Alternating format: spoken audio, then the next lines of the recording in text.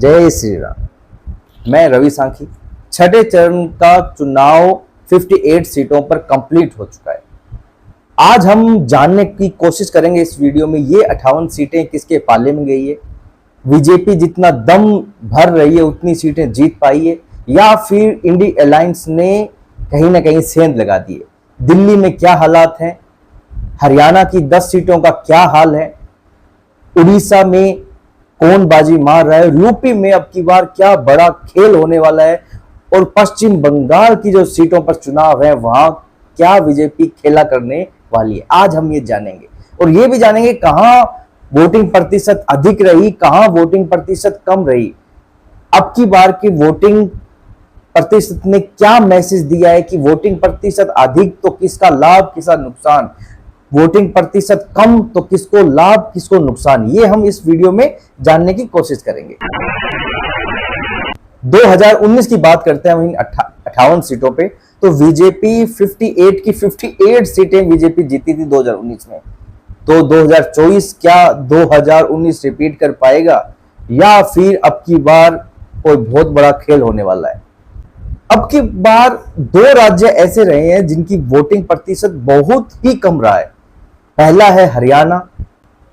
हरियाणा में 2019 70% की वोटिंग हुई थी, वहीं 2024 की वोटिंग सिर्फ और सिर्फ 62% हुई। ये कम वोटिंग क्या इशारा कर रही है, किसको लाभ दे रही है और किसको नुकसान दे रही है, हम ये आगे चर्चा करेंगे। दूसरा राज्य जानते हैं जहां कम वोटिंग हुई है, वो है उड़ीसा। नवीन पटनायक जी का उड़ीसा 2019 में यहां 71% वोटिंग हुई थी, वहीं 2024 में ये वोटिंग सिर्फ और सिर्फ 65 के अप्रोक्स रह गई। तो क्या उड़ीसा में अब की बार हालात गंभीर है, ये कम प्रतिशत बीजेपी को नुकसान है या नवीन पटनायक को, तो ये आगे जानेंगे हम। कहां वोटिंग प्रतिशत बढ़ा है, उत्तर प्रदेश में बढ़ा है पर 1-2% ही बढ़ा है। उत्तर प्रदेश में सिर्फ और सिर्फ 1-2% की ही वोटिंग प्रतिशत बढ़ी है। झारखंड की बात करते हैं तो झारखंड में 1.5 से 2% की वोटिंग बढ़ी है अब की बार। बिहार में 2019 का ही पैटर्न 2024 की वोटिंग सेम रही है, 57, 58, 59%, ये अप्रोक्स यही रही है। पिछली बार भी यही थी, अब की बार भी यही रही है। दिल्ली में अब की बार 2% वोटिंग कम हुई है, पिछली बार 60% थी और 2024 में 58% हुई है।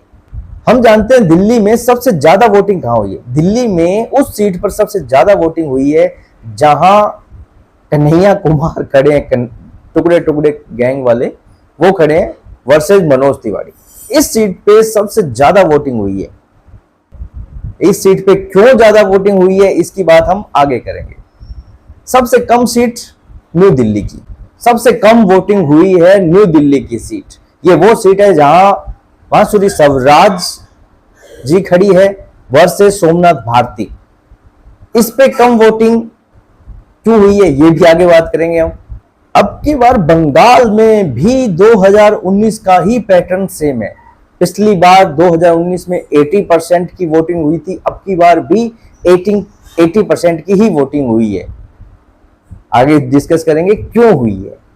पूरे भारत में जहां भी वोटिंग होती है सिर्फ और सिर्फ एक बंगाल ही है जहां पे सिर्फ हिंसा की खबर आती है। बाकी सब जगह ये खबर आएगी कि चुनाव बहुत अच्छे तरीके से संपन्न हुआ। सिर्फ बंगाल है जहां पे ये झड़प की, हिंसा की खबरें कंटिन्यू आ रही है। पश्चिम बंगाल की ये 2 जगह झारग्राम और तमलुक, इन 2 जगहों पर खबर आई है कि यहां हिंसा हुई है। अब की बार जम्मू कश्मीर में भी रिकॉर्ड तोड़ मतदान हुआ है। ये मतदान का रिकॉर्ड तो दिल्ली में जो वोटिंग हुई है उससे भी अधिक है। दिल्ली में भी बहुत जगह पर इससे कम वोटिंग हुई है। अनंतनाग राजौरी में अब की बार वोटिंग रिकॉर्ड तोड़ हुई है। 55% की वोटिंग अब की बार हुई है वहां। यह बदलाव जम्मू कश्मीर में 370 हटने के बाद में आया है। लोग अब अपने वोट का अधिकार समझ रहे हैं और एक अच्छे नागरिक की तरह वोट दे रहे हैं, क्योंकि 55% की वोटिंग जम्मू कश्मीर में ये रिकॉर्ड है। और एक बात अब की बार इस चुनाव में देखने को मिली, अब की बार नहीं हमेशा देखने को मिलती है, वही बात रिपीट कर रहा हूं कि बीजेपी के जो भी उम्मीदवार हैं वो चेहरा उनका मायने नहीं रखता, उनकी जनता की नाराजगी मायने नहीं रखती, सिर्फ और सिर्फ मायने रखता है नरेंद्र मोदी जी का फेस वैल्यू। चेहरा कोई भी हो, पर्सन कोई भी खड़ा हो, जनता वोट दे रही है मोदी जी की फेस वैल्यू पे। ये बहुत बड़े लेवल पे इन 58 सीटों पे देखा जा रहा है। यूपी की बात की जाए तो यूपी एक बहुत ही महत्वपूर्ण राज्य है, एक प्रयोगशाला के रूप में उसे देखा जा रहा है। योगी जी ने यूपी को एक हिंदुत्व की प्रयोगशाला के रूप में आधार, एक नींव रखी है, जो उभर कर एक भव्य रूप में एक स्थापित भी हुई है। एक समय में ये प्रयोगशाला गुजरात के लिए शब्द उपयोग होता था और आज ये शब्द यूपी के लिए एक ही बहुत ही प्रभावी और भव्य तरीके से शब्द यूज हो रहा है। आरएसएस का भी उत्तर प्रदेश को हिंदुत्व को लेके एक बहुत अलग नजरिया है। और अब की बार मायावती भी मंडल और कमंडल की राजनीति से बाहर आके पहली बार ऐसा हुआ है कि मायावती इन चुनावों में गायब है। हम यूपी में बात करते हैं जौनपुर की। जौनपुर की इसलिए कि जौनपुर की सीट बीजेपी ने माइक्रो मैनेजमेंट द्वारा संभाली है। वहां पे धनंजय चौधरी हैं, उनका साथ बीजेपी ने लिया है। और जौनपुर की सीट इसलिए भी खास है, जौनपुर सिर्फ एक सीट बीएसपी के पास है जहां लग रहा है कि उनका उम्मीदवार लड़ रहा है। बाकी पूरे उत्तर प्रदेश में कहीं नहीं लग रहा कि उनका उम्मीदवार लड़ रहा है। अब जौनपुर की धनंजय चौधरी जो बीजेपी के समर्थन में है, ये सीट कैसे बीजेपी ने निकाली है, ये माइक्रो मैनेजमेंट बीजेपी का दिखाता है। अब आपको 3 सीटों की बात बताता हूं उत्तर प्रदेश में, जो कुछ लोग कह रहे हैं कि ये सीटें समाजवादी पार्टी के पास जा सकती है। पहला है आजमगढ़, जो समाजवादी पार्टी का गढ़ रहा था किसी समय।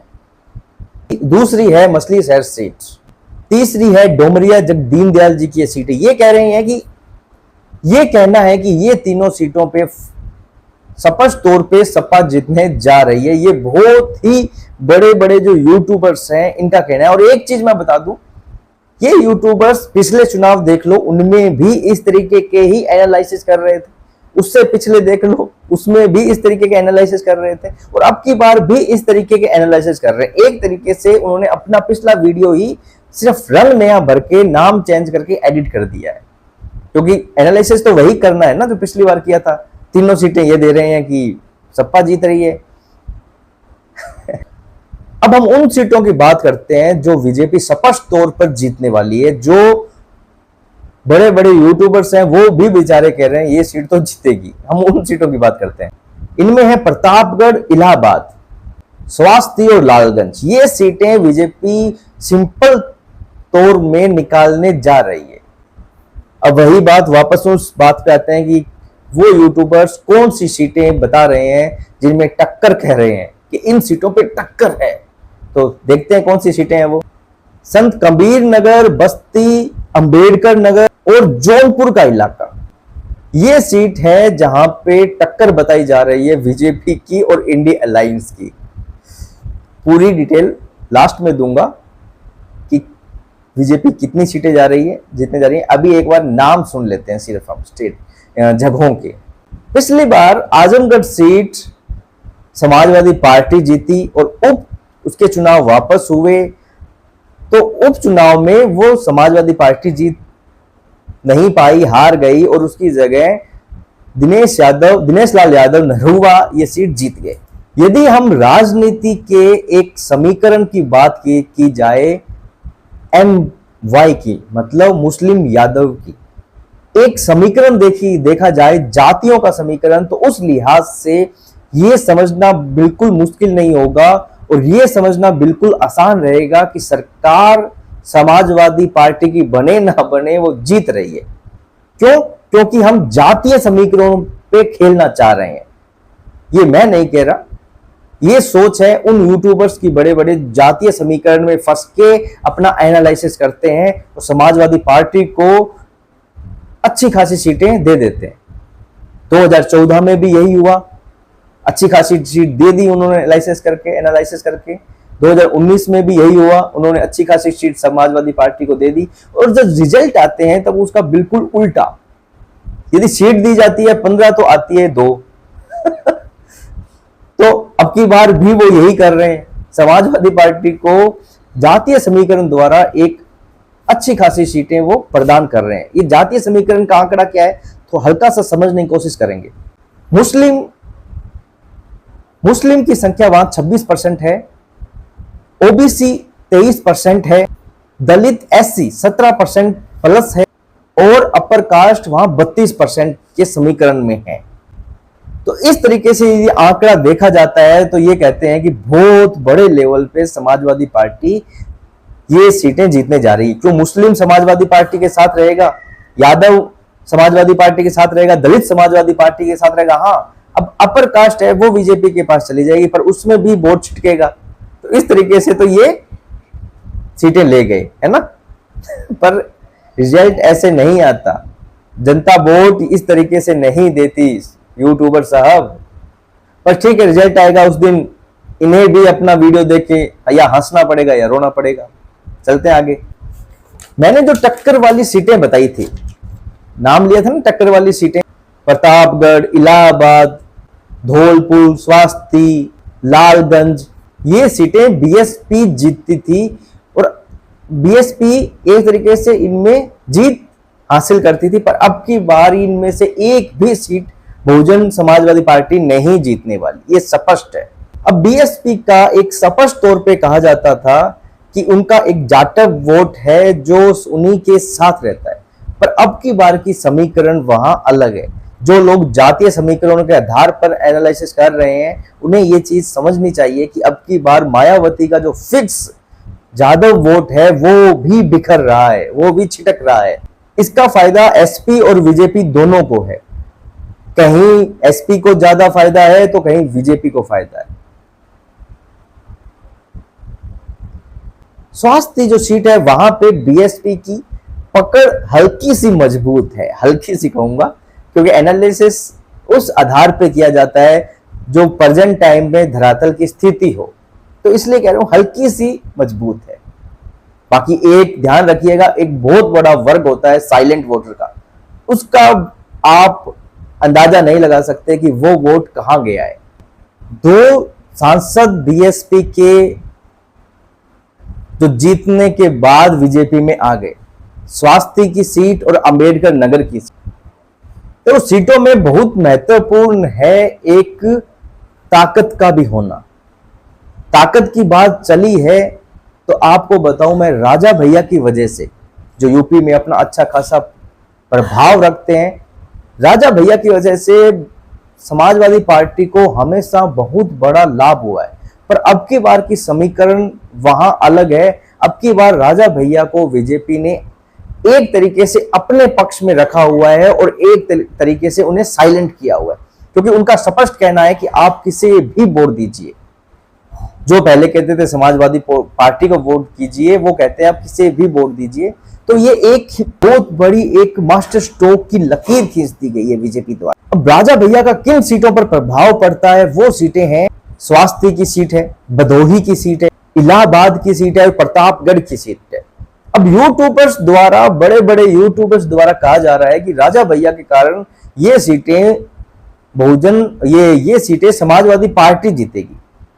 पर अब उन्हें इसकी रणनीति कौन बताए कि अब की बार राजा भैया वहां साइलेंट है, और साइलेंट होने के कारण जनता समझ पा रही है कि राजा भैया क्या कहना चाह रहे हैं। क्योंकि कभी कभी चुप रह के भी बहुत कुछ कहा जाता है, और वही अब की बार राजा भैया ने किया है। चुप रह के उन्होंने इशारा कर दिया है कि आपको वोट इसे देना है, वरना बोल के तो स्पष्ट कहा जाता है कि इसे देना है।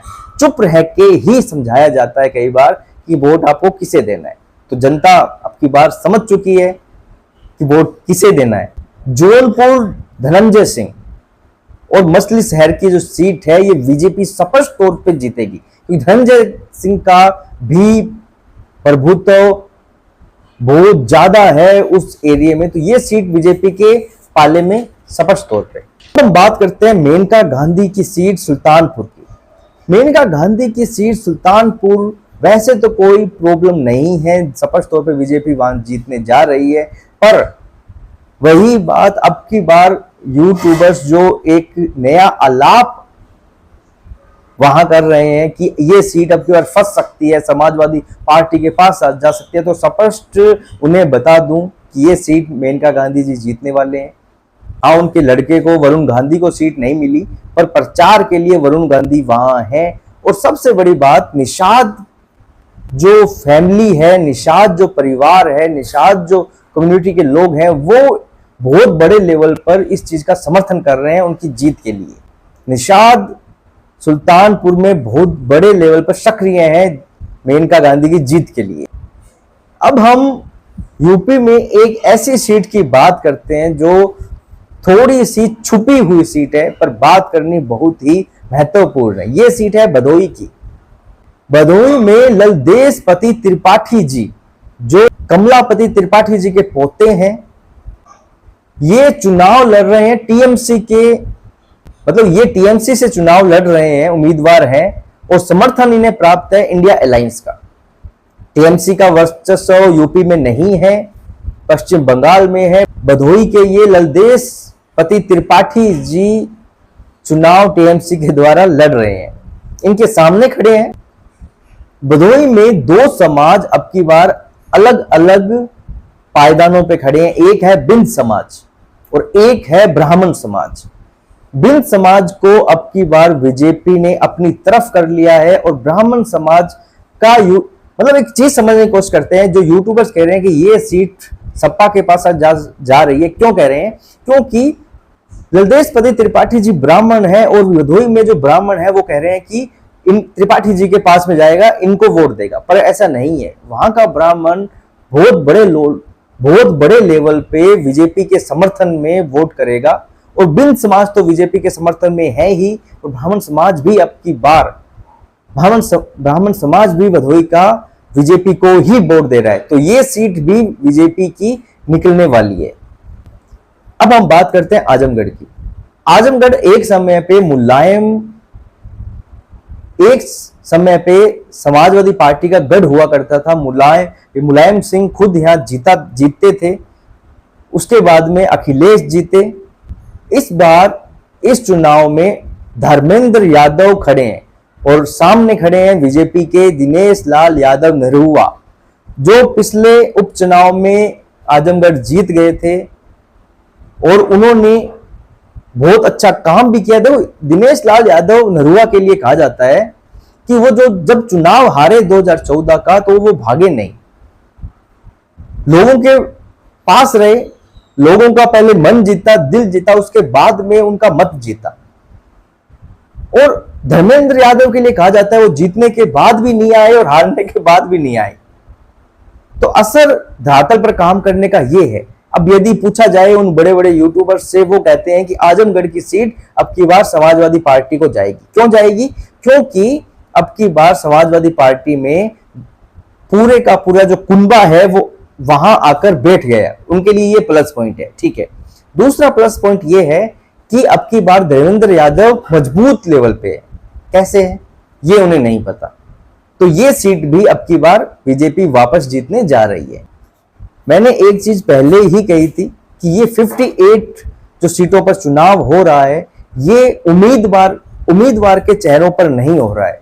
इन 58 के चेहरे हैं मोदी जी, नरेंद्र मोदी जी की फेस वैल्यू पे ये 58 का चुनाव हो रहा है, और उन्हीं के ऊपर, उन्हीं की प्रतिष्ठा पे, उन्हीं की अपील के कारण बीजेपी लमसम सीटें वहां जीतेगी। प्रदेश की बात करने के बाद में यदि हम किसी दूसरे राज्य की बात करने की कोशिश करें तो वो है दिल्ली। दिल्ली की 7 सीटों पर अब की बार क्या होने वाला है, हम ये जानने की कोशिश करेंगे। 2014 और 19 में दिल्ली की 7 सीटें बीजेपी जीती थी। यदि 14 से पहले जाते हैं, 2004 और 9 की सीट कांग्रेस जीती थी। तो विधानसभा का चुनाव दिल्ली अलग तरीके से तय करती है, और लोकसभा का चुनाव दिल्ली अलग तरीके से तय करती है। सबसे पहले हम बात करते हैं चांदनी चौक की। चांदनी चौक में जेपी अग्रवाल खड़े हैं, सामने उनके खड़े हैं बीजेपी से परवीन खंडेलवाल। जेपी अग्रवाल कांग्रेस से है, 3 बार वो चांदनी चौक से जीत चुके हैं, और 1 बार नॉर्थ ईस्ट दिल्ली से जीत चुके हैं। धरातल पे अपना अच्छा खासा वर्चस्व रखते हैं। चांदनी चौक की सीट यदि विधानसभा में देखी जाए तो हो सकता है इंडिया अलायंस के पास में आ जाती, पर ये लोकसभा का चुनाव है, नरेंद्र मोदी प्रधानमंत्री चुनने का चुनाव है, तो ये सीट नरेंद्र मोदी जी बीजेपी के पक्ष में। अब हम उस सीट की बात करते हैं जहां कम वोटिंग हुई, वो है न्यू दिल्ली की बांसुरी स्वराज जी की सीट, जहां कम वोटिंग हुई। यहां कम वोटिंग होने का कारण ये है कि एक तो आम आदमी पार्टी की जो प्रतिष्ठा पे लांछन लगा है, दूसरा आम आदमी पार्टी के खिलाफ जो लोग हो गए हैं उनका मोह भंग हो गया है। लमसम लोग वही बाहर निकले हैं जो बीजेपी को जिताना चाहते हैं, क्योंकि कांग्रेस का समर्थक, आम आदमी पार्टी का समर्थक अब की बार इसलिए बाहर नहीं निकल रहा वोट देने के लिए, वो सोच रहा है कि वोट देने का कोई फायदा नहीं है क्योंकि जीतेगी बीजेपी और मोदी जी। क्यों? क्योंकि 14 में यही हुआ, 19 में यही हुआ, क्योंकि दिल्ली को स्पष्ट पता है कि हम लोकसभा का चुनाव नरेंद्र मोदी जी के लिए लड़ते हैं, नरेंद्र मोदी जी को जिताने के लिए लड़ते हैं। तो न्यू दिल्ली में यदि कम भी वोटिंग हुई है तो उसका भी बहुत अच्छा फायदा बीजेपी को ही है। अब दिल्ली में 2 समीकरणें बताई जा रही है यूट्यूबर्स द्वारा। बड़े बड़े जो यूट्यूबर्स है उनका कहना है कि अब की बार की समीकरणें या तो 5 और 2 होने वाली है, मतलब 5 बीजेपी 2 इंडिया अलायंस, या 7-0, 7 बीजेपी 0 इंडिया अलायंस। तो भैया दूसरी ही होने वाली है 7-0। ये जो विरोध में बोलते बोलते पक्ष में आ जाते हैं ना आप, ठीक है, आपका भी रोजी रोटी की बात है, आप भी क्या करेंगे, कोई ना। दिल्ली में एक बहुत ही interesting seat, Kanhaiya versus Manoj Tiwari. इस सीट पे वोटिंग भी ज्यादा हुई है। वोटिंग ज्यादा होने का कारण ये है कि कन्हैया कुमार वो इंसान हैं जो टुकड़े टुकड़े गैंग में शामिल है as a head.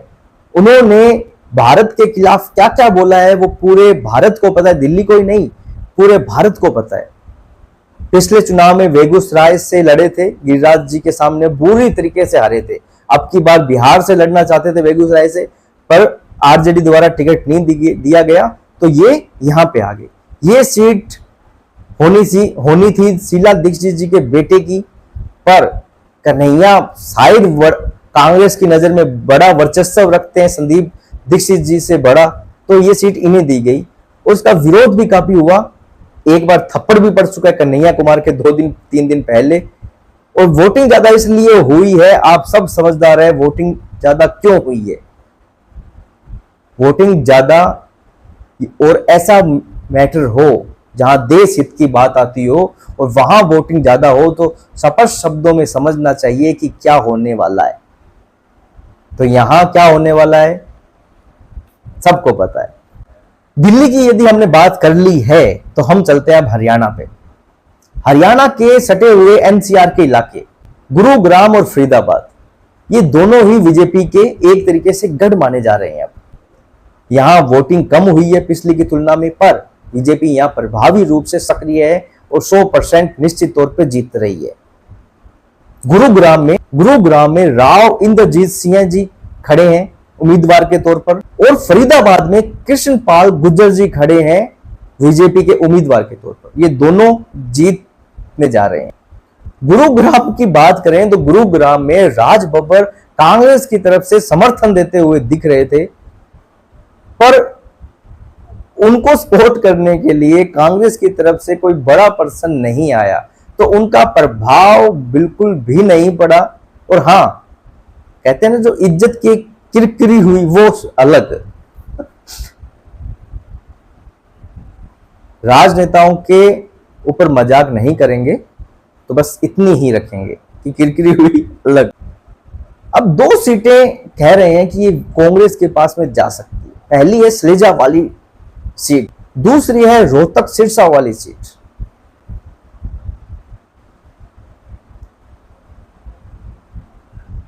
Rohtak Dipendra Hooda, ये सीट, दोनों सीटें कांग्रेस जीत सकती है। अब एक इंटरेस्टिंग सीट की बात करते हैं, भिवानी। एक्चुअल में हरियाणा में जाटों के लिए यह कहा जाता है कि जाट कांग्रेस के समर्थन में रहता है, पर भिवानी में समीकरण अलग है। जाट यहां बीजेपी के समर्थन में है।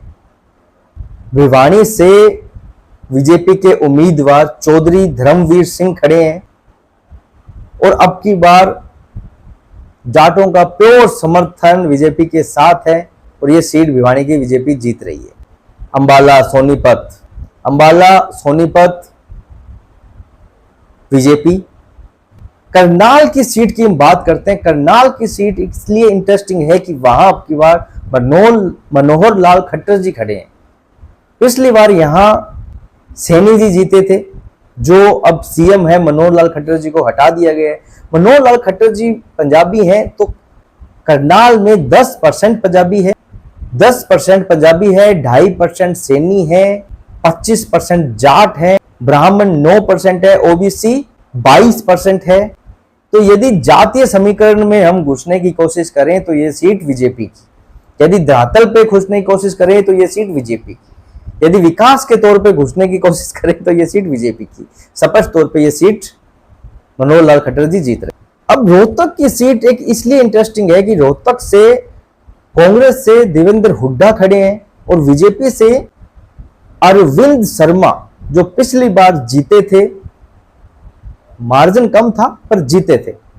अब की बार कह तो ये रहे हैं कि रोहतक से देवेंद्र हुड्डा जीतेंगे, पर बीजेपी की उम्मीद है। सिरसा की बात करते हैं। कुमारी शैलजा, अशंक तंवर। अब अशंक तंवर जी के लिए कहा जाता है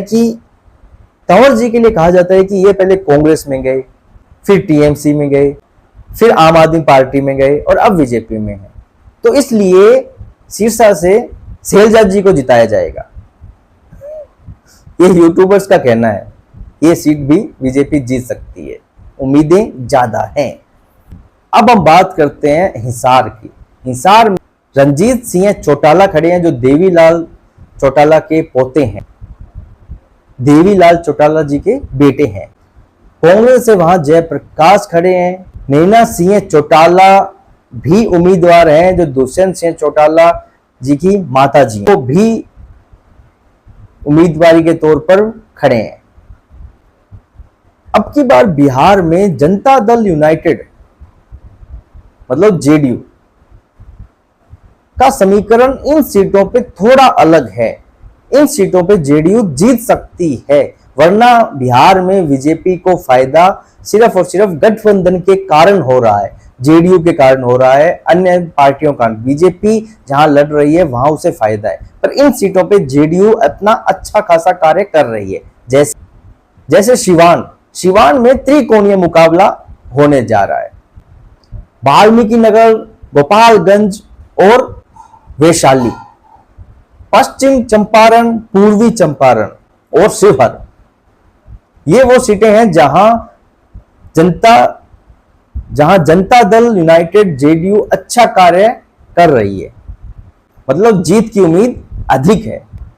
जेडीयू और एलजेपी, जो चिराग पासवान की पार्टी है, वो इन बिहार की सीटों में अच्छा कार्य कर रही है, जीत के बहुत ही नजदीक है समीकरण के अनुसार।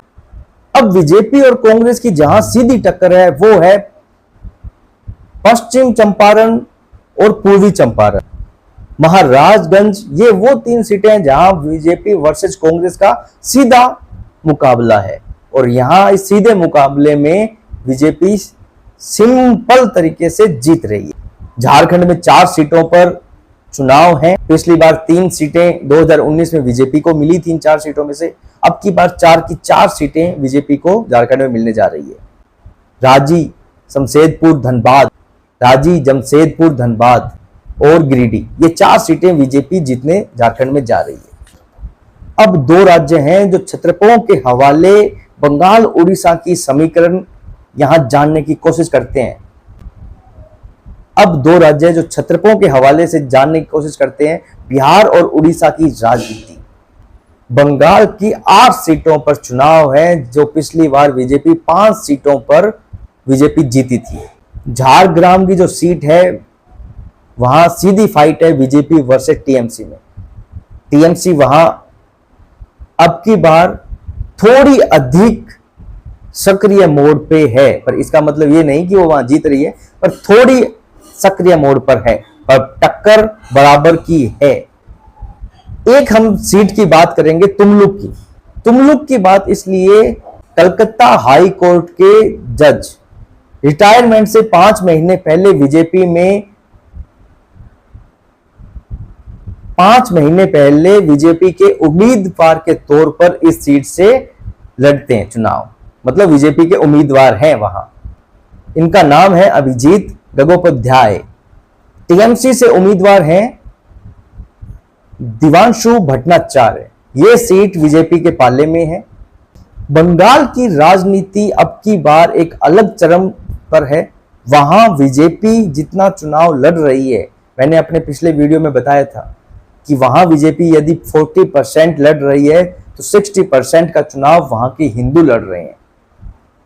हिंदू अब की बार एकजुट है और पश्चिम बंगाल में बीजेपी को बहुत बड़ा फायदा होने जा रहा है।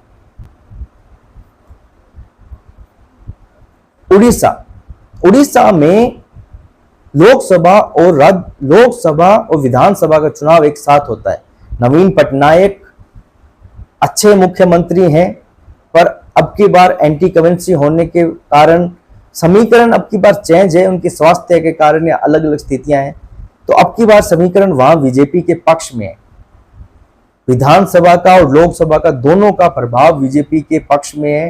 बीजेपी वहां अच्छा खासा अपना काम करने, मतलब जीतने जा रही है। हम इसमें एक सीट की बात करते हैं पुरी की। पुरी संबित पात्रा जी और बीजेडी से अरूप पटनायक। पर संबित पात्रा जी ने वहां जो धरातल पे 3 साल काम किया है और हारने के बाद कंटिन्यू 5 साल काम करते रहे, तो ये अपने आप में एक बहुत ही मतलब मेहनत वाला कार्य है, जो अब की बार जनता जरूर उन्हें मन दे चुकी है, अब की बार मत भी जरूर देगी। ये हमने छठे चरण की 58 सीटों का समीकरण साझा किया है, समझने की कोशिश की है कि कौन जीत रहा है कौन नहीं। सिंपल शब्दों में समझें तो 58 में से 50 सीटें बीजेपी स्पष्ट तौर पे जीतने जा रही है। 58 में से 50 सीटें बीजेपी जीतने जा रही है, और ये 50 होते ही बीजेपी 300 के पार अधिक चली गई है। तो आज का मुद्दा हम यहीं समाप्त करते हैं। कल मिलेंगे किसी नए मुद्दे के साथ। तब तक के लिए जय श्री राम।